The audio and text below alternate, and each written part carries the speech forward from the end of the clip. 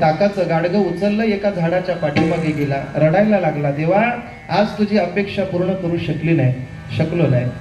या ठिकाणी महाराज मधुमंगलाला कुठं माहित होतं की कृष्ण परमात्मा तुमची वस्तू पाहतो म्हणून.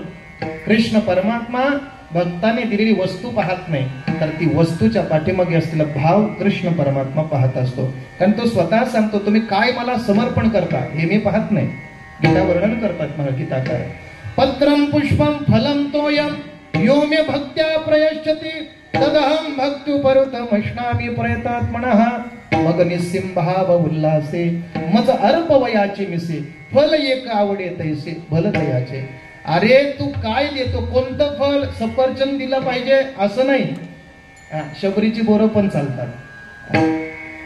तुम्ही फूल दिलं पाहिजे, ते पण गुलाबाचं कमळाचं फूल पाहिजे असं नाही. तुम्ही कोणतंही फूल दिलं तरी चालेल.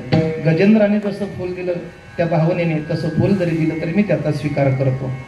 तुमच्या जीवनामध्ये नाहीच तुम्हाला काही देता आलं तर फुकटचं पाणी जरी मला समर्पण केलं तरी मी ते स्वीकार करत असतो. महाराज किती परमात्मा भोळा आहे बघा.